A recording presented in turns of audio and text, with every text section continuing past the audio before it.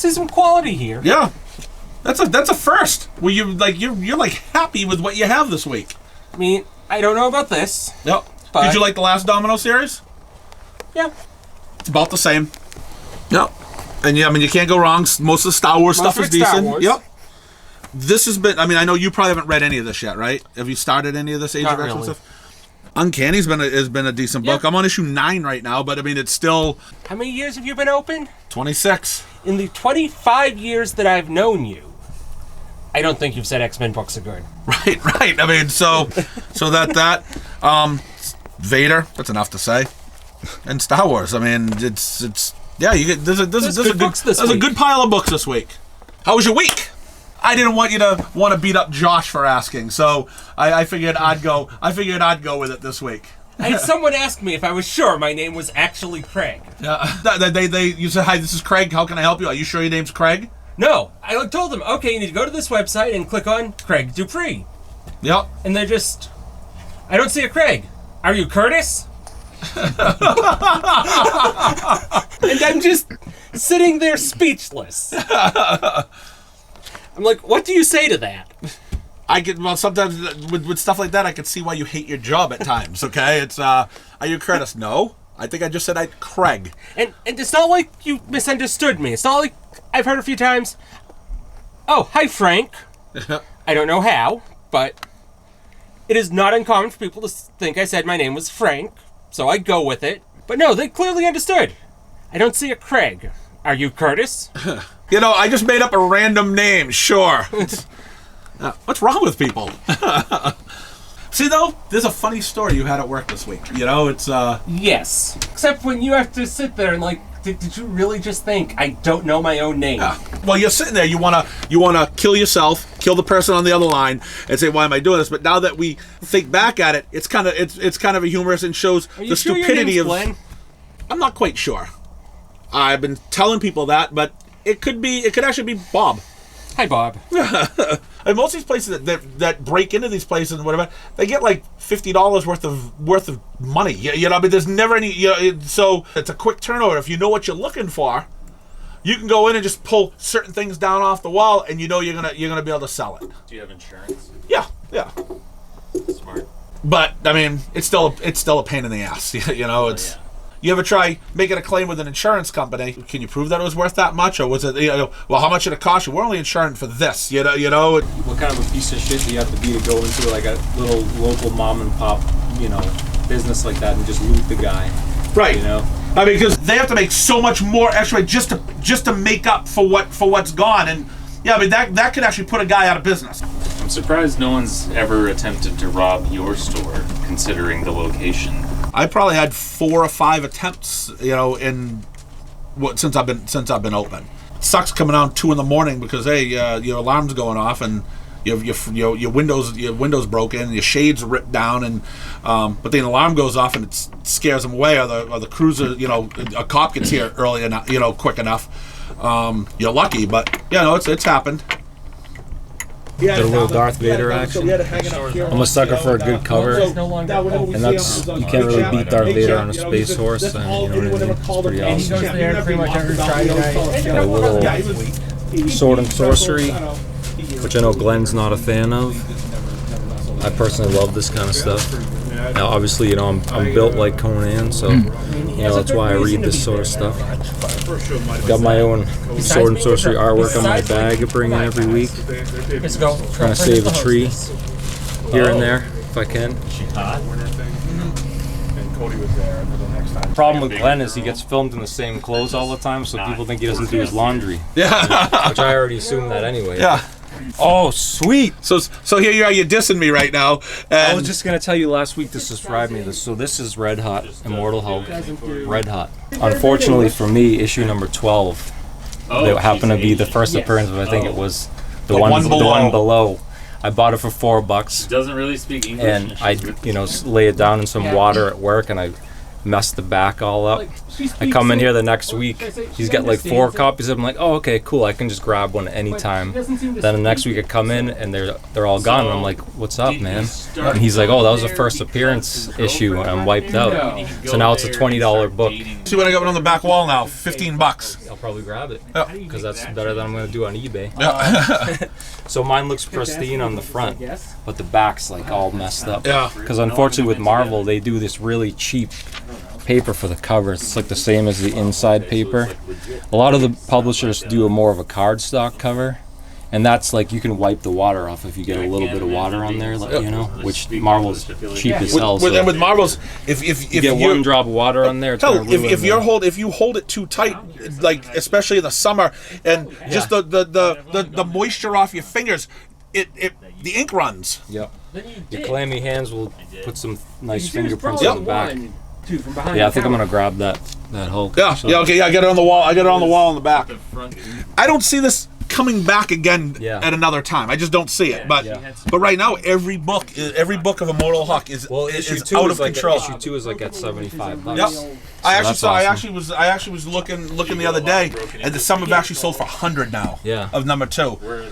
See, I personally love when the secondary market's fed by printed media, because it's good for the industry and it keeps things exciting. You know, there's they probably make like 30,000 copies or something like that. And I'm sure, I think the numbers now of this have gone up.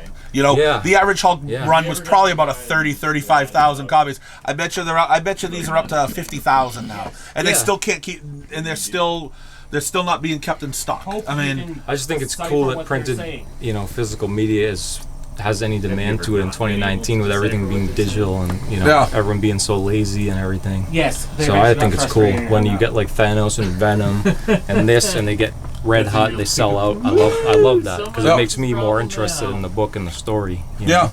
Like, I've had a few people who are like I mean, as a collector, it's cool. They're finally putting number 2 back in 3rd printing now. Oh yeah. Yeah. Which is I don't ever buy second or third prints personally. I'm just not a fan. I mean, I mean, covers are cool. I would if I didn't have the book and I wanted to read it and I wanted to have a physical copy. Yeah. I mean, in the past, at least before I was a store, I bought second printings because hey, I missed the first. I do want to still read it, and so I'd buy a second to have it to read. Not to mention you get Alex Ross on the cover every month. Yeah. This is issue 14. Yep. I mean, this guy's art is beautiful. A lot of times Alex Ross's covers are incentive variants. Yep. You know, they're like $50, $75, $100. Right, and you have to order a shitload of comics to actually be able to get a chance to order it. And this one here, they're actually paying him to do a regular cover every month. He's keeping himself busy because he's doing Cap as well every month. Yeah, that last Cap cover was amazing. Wasn't it? It got me back into the book because I had dropped it. Yeah. And then I saw the cover to 8, and I was like, I kind of have to buy that. So I went back and bought 7. They used to do life-size heads of characters, and it was Alex Ross. Well, Alex Ross did a Captain America of the life-size head. That looked like the statue that it looked like the statue that he did. Yeah, he had Spider-Man. Thing was awesome. They did a bad process that some of the paint started chipping. The cover was like, well, we don't take that. We're not taking that back. Still have them all? Yeah, I still have them all. Yep. So it was Cap. So you had all those, and Annette still married you, huh? Yeah, pretty good, huh? That's a keeper. Well, you know something? I owned a comic shop now too. She met me after I owned a comic shop, so she knew what she was getting into. Right. Spidey looked good, but the Green Goblin looked fantastic. I mean, it actually looked like the way the eyes were, and it actually looked like there was someone real. Like they chopped the head off and put a mask over it. But yeah, I think for next week, I don't think I have any variants, but I am looking for Cyberforce. I put your name on that. And Murder Falcon. I think that was it. Yeah, okay. Yeah, I make sure I put the cover B for Murder Falcon in sci-fi all the time. Awesome, perfect. It would Cyberforce. I order 4 copies now, and they're for 4 people, 1 Jew. So it's. How do you get that many people buying it? I don't know. So unfortunately, it looks like at this point in time, it's safe to say that Youngblood and Bloodstrike are both. Youngblood, I don't know about Bloodstrike, but I remember Youngblood. I actually got cancellations for all the future orders. They've been canceled. I think they made it to 10 issues. I think. Yeah. That's shocking. So that means I got 10 Liefeld covers out of it. Yeah. Hey, you get Major X soon. Yeah. When does that come out? This month. Nice. Yeah. You got Major X. You get your Liefeld. Yeah. Why not? Somebody's gotta like him, right? Yeah. I never liked all the lines he made. You know, it's. I mean, I get it. We all have lines. We squint. We got lines. It makes some people look very old. Right, but he had lines when he drew like Iron Man or something. Yeah. It's like, okay, wait, this is a mask. It's a metal mask. Where are all these lines coming His from? hairlines are pretty bad too. Like they all get like the widow's peak. Like even the girls. Yeah. You know, like Domino will have this widow's peak with this one little curl coming off. Yeah, but it's back in the day though, he was the highest paid guy in comics. Like, I'm still really partial to X-Men 1 just because, well, it's the first time we got to see X-Men on the big screen, and they hit all of the characters really well. So what's worse, X-Men 3 or X-Men Apocalypse? Oh. Apocalypse. You gave him a choice, one or the other. You gave me a choice. Because I haven't seen Apocalypse, and I'm interested. I was interested to watch it. I didn't hate Apocalypse. Oh, you saw it? Like, I didn't hate X-Men 3, but... It was a letdown? Yeah. So do you think if you were divorced from the hype around the movie, do you think you would have enjoyed it more? Like, do you think the problem is that, like, the movie's coming out in, like, 6 months...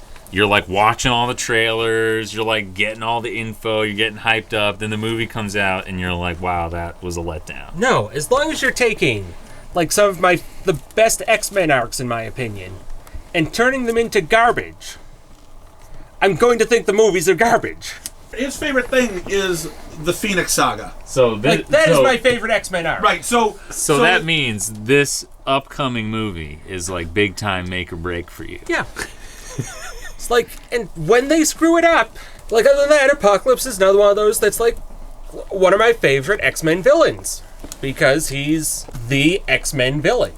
This Dark Phoenix is like the swan song for the X-Men Fox universe. Like good, they're all gonna die again. I can almost guarantee you the deal with Fox is gonna go through. They're gonna buy Fox. It seems highly likely that the entire X universe thing is just going to be completely redone. We're going to take him out a whole new door! Like the first 3 movies and the later ones don't have anything in common, really.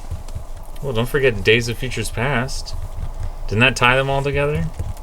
Well, definitely tied them together, right? Wasn't Patrick Stewart in that or something?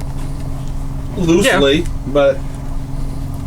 Tied them up enough that they're all in the same continuity definitively. That's the only one I haven't seen. That one was pretty good. I've heard that's like the best one. Yeah, it's. I liked First Class. I enjoyed First Class. A lot of people hated First Class for some reason, but I liked First Class. I actually haven't seen First Class. I liked First Class. So I should say, Craig, that when I mention my opinions of these movies, that like I've basically never read an X-Men comic book. I don't really know much about it. I'm a big movie fan, so I love movies. I've seen a shitload of movies. You're the person that they need to impress and make you like the movie compared to more than Craig. Yeah. Because us comic readers are 0.5% of the people that are going to the movies. So who've never read an X-Men book, you go through and hey, I really enjoy that movie. Well, the diehard X-Men, I didn't like it. They need you. They don't need him. I am a fan of a bunch of properties. Since I haven't read a bunch of X-Men stuff, like if I saw the movie and it's like completely not faithful to the source material, but it's good, I'm gonna be like, yeah, that was pretty fucking good. I like that. But you, as a big time fan, would be like, what the fuck are they doing to the X-Men? Like, this is totally not what the fuck I wanted. I'm okay if you're not totally faithful to the source material. It's gonna be a good movie. Tell me a good story. And if the story is good and you've switched some shit around, or you've taken maybe 3 different like story arcs and melded it all into one, they gotta make the movie so Joe Public, that's never read any of this stuff, can understand what's going on. They can't make it an 8-hour movie to explain everything that got to this point. You have 2.5 hours. You need to take some stuff out.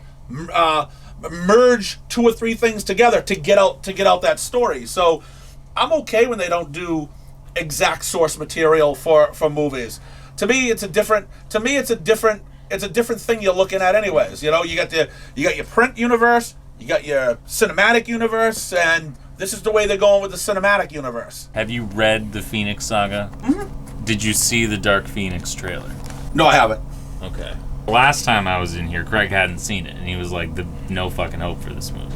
Fuck all that. Now he's like, there's a tiny little glimmer of hope. Not a lot. Still But like there's still a 95% sure this movie's gonna fucking suck.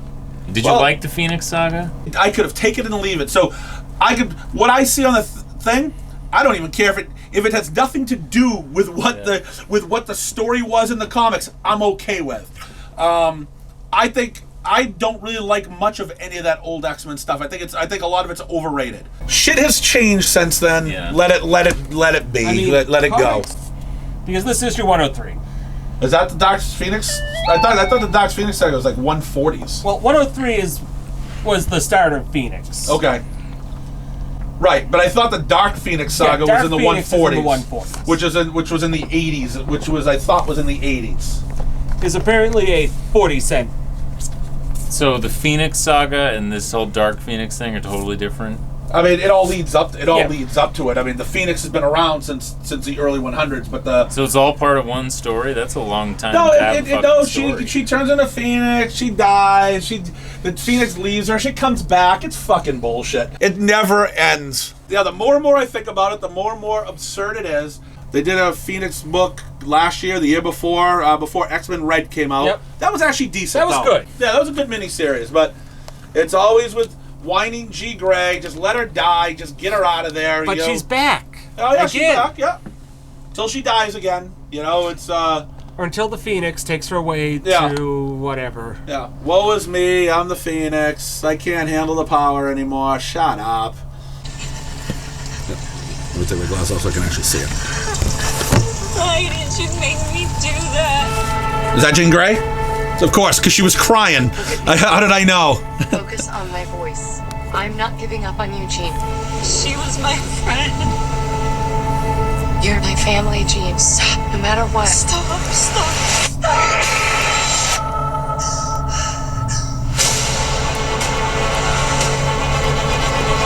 Look. You're special, Jean. Yeah, she's special, all right. And if you stop fighting that force inside you, Short but special. embrace it,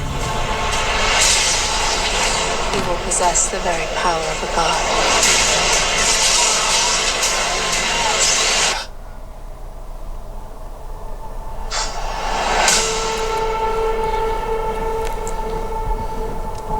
She'll kill us all. Mm-hmm.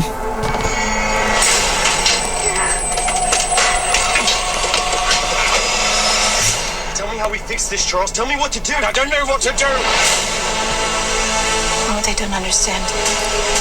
They fear, and what they fear, we seek to destroy. Cyclops gonna be crying like usual too. This is your fault, The Charles. guy whines all the time. I tried to protect her. I'm scared. When I lose control, bad things happen to people I love. The girl dies. She's still Jean. We can still help her. Sometimes you want to believe people are something that they are not. By the time you realize who they are,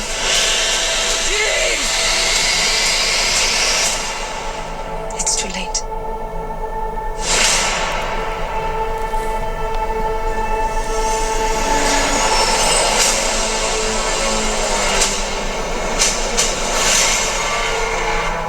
She's coming.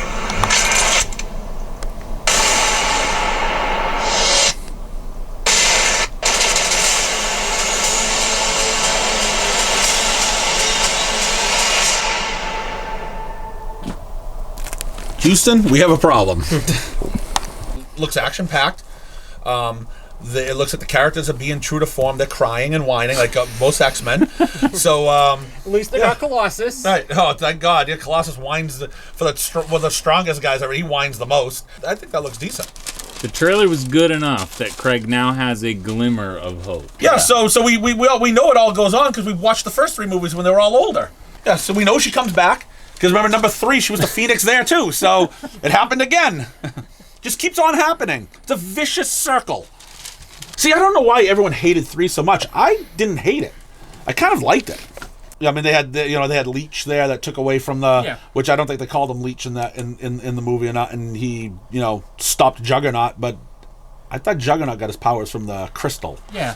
I didn't think he was a mutant. But, it's. But this is also the Fox universe, so the crystal doesn't exist. Right. True. I pretty much liked the whole movie until pretty much Jean Grey turned into Phoenix at the end when Wolverine took her out or whatever. And that was the point of just like, all right, this scene is going on way too long. Die, you bitch! But I liked number 3. I haven't seen an X-Men movie that I've watched. Like I said, I haven't seen Days of Future Past. It's the only one I haven't seen. I haven't seen anyone where I says, "Oh my god, that sucked. I wish I never watched it." Did you see X-Men Origins Wolverine? Yeah, a lot of people thought that really sucked. Yeah, because that was to me that was an offshoot. It wasn't an X. It wasn't the X-Men movie. Yeah, I go into that with I'm going to see Wolverine hack and slash and carve some people up. Was that the first one when they put? Yeah. They already did when they tape up sew up Deadpool's mouth and he can't talk anymore. The guy's the merc with a mouth. I mean, you shut him up. So, yeah, that was probably that one wasn't that good. But I did like the second Wolverine until they made the Silver Samurai a giant robot. Is that the one where he's in Japan or whatever? Yeah, I liked it to the end. Again, until the end character where Silver Samurai's a robot. I was hoping he fought like the Silver Samurai. Yeah. And then Wolverine, the last one, was great. Logan. Yeah, Logan. I mean, though Wolverine is like a completely filler movie. Like, I forgot it even existed because it literally ties into basically nothing and is never mentioned again. I didn't feel as though I wasted my time. It was just, I went in there for some mindless entertainment, and that's pretty much what you got. Fucking A. Yeah, so yeah, I haven't seen Days of Future Past. I haven't seen Deadpool 2 and Ghost Rider 2. I didn't even realize there was a Ghost Rider 2. Yeah. I think those are the only. I think those. And yeah, because I'm trying to think. I just saw Ant-Man and Wasp a couple weeks ago. That's pretty good. Yeah, I liked it. I enjoyed it. Yeah, I just saw that a couple weeks ago. So I think that's the only one. I don't know if I'm missing one. What came out last year? Ant-Man, Wasp, Infinity War. Oh, I haven't seen Venom yet either. I haven't seen Venom yet either. I heard there's some kind of weird romance thing going on in that movie. Yeah. They were talking about that in the comic or whatever. Donny Cates is getting some friggin' death threats or something. I have no idea. Yeah. About people are just way too into this shit, okay? I think there are 3 Marvel movies I haven't seen. Which ones? Iron Man 2, Iron Man 3. You can skip both of those. I actually liked Iron Man 3. Iron Man 2, I didn't like Whiplash or whatever, but there was a really good scenes I think it was with Black Widow and stuff that was in Iron Man 2 that was excellent. I mean those scenes, the scene I think she was fighting down a hallway or something was worth watching. I think Iron Man 2 is one of the worst that was out of that whole thing. Winter Soldier. Winter Soldier is probably the best Marvel movie they've ever done. It's been on regular TV. It's been everywhere. It's so, I know nothing about the source material for this stuff. Yep. And but I heard people were like, Winter Soldier's the fucking greatest thing ever. And I saw it and I was like, okay, I mean, it's pretty good. Like, it's a good movie, but I wasn't in any way, shape, or form blown away. That was one of my favorites. Would you say I would be blown away if I knew the source material? Probably no. If you weren't blown away, you weren't blown. Like, I'm not blown away. I just thought what I like is I like spy movies. I like, and it had that feel of a 70s spy movie, but not boring like a 70s spy movie. Where you watch a 70s spy movie, the first hour of the movie you're gonna snore, and then you got the last half hour it's all excitement and stuff. It had that feel of that type of spy movie, but with superheroes and shit in it, and it was pretty much action packed throughout the whole thing with the slow spy stuff going in, but interesting enough to keep it going. That's just a genre that I like. So that's why it's one of my favorite Marvel movies. That and Guardians of the Galaxy 1. Yeah. And it depends on the day that I'm flipping the channels on. If both of them were on at the same time on 2 different channels, it would depend. It depends on the day. I may choose Guardians of the Galaxy to watch over Winter Soldier. It's where would you rank Infinity War relative to those two? It'd be a lot lower. I mean, I think Iron Man 1 was better. I know a lot of people were like fucking creaming themselves. Oh, I love the movie. I like the movie, but I mean, I'd put Iron Man 1 above it. Avengers 1 maybe. I loved Avengers. The first Avengers. What did you think of Spider-Man: Homecoming? Loved it. I think it's the best Spider-Man movie out of all the Spider-Man movies they've done. Did you see the animated one? I haven't seen that one yet. No, I haven't seen that yet. Oscar winning. It's the first. What was it? The first non-Disney film to win Best Animated Feature in like 13 years or 16 years or something like that. Wow.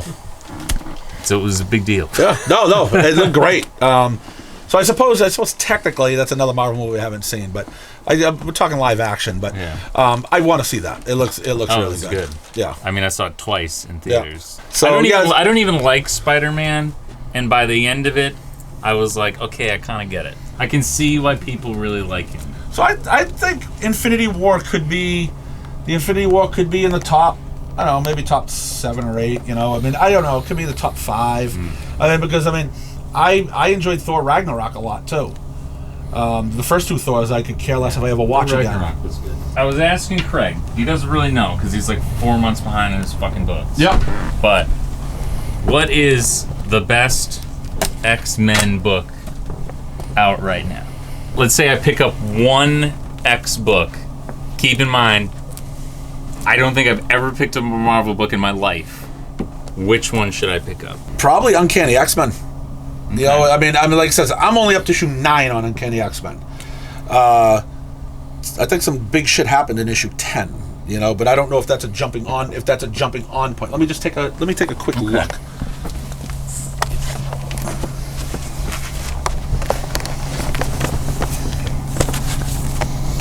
Yeah, let me look again. I'm out of 10, so it's there's a reason why. Yeah, it's because I'm curious enough, and I flipped through the one that was over there, and I'm like, okay, the art is good enough that I can be like, okay, I'm on board with this.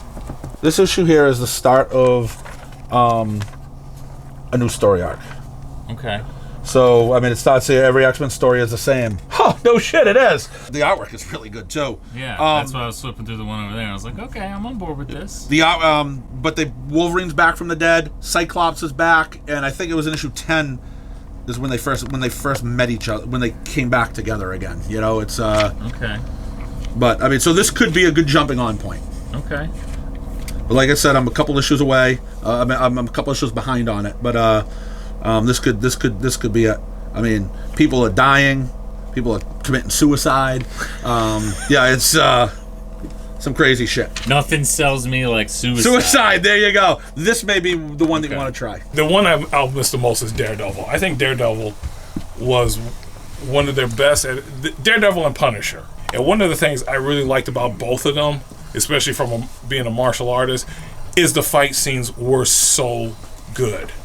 Like, the Punisher was so realistic. Like, it wasn't just like, ooh, I stabbed you and move on. I mean, they're doing multiple stabs, which is the way it's supposed to be done. Yeah. You know, they're doing good techniques, breaking bones and stuff like that, not just like, ooh, I threw you down and move on. See, like I said, people have asked me, oh, if somebody came at you, what would you do? I said, I'd take a brick and throw it between their eyes. They're like, well, that's not honorable. I'm like, this is a street fight. I'm like, we are not talking MMA. I got you in an armbar and you tap out. There are no rules. Yeah, there's really no rules. I said, you know, I don't study Brazilian Jiu-Jitsu, but guess what? If somebody puts me in an armbar and they think I'm going to tap out, no, because your leg is going to cross my face. So if this is a legit street fight, you're biting them. Oh. I am taking a chunk out of their calf or thigh. I said, you know, there's no rules in a street fight. I said, of course, you know, I'm not going to sit there and instigate. If I can get away from it or whatever, great. But if I have to fight, I am going to fight to win. You know, it's no playing around. Right. This isn't a meet. This isn't one of your meets where where you're doing the honorable thing. After you punch the guy in the face, you tell him you're sorry and let's do it again. You know, it's it's a whole different game. Right. Your average guy on the street is not a martial artist. Because let's face facts, you're a black belt, I'm a black belt. We get into an altercation, we're trained to let the other person attack first. So I said, really, a fight between two martial arts is going to be kind of boring because we're going to be like, all right, you know, waiting for the other person to eventually, it's like, forget it. I said, but your average person on the street, yeah, you know, you got some knucklehead, he's throwing haymakers.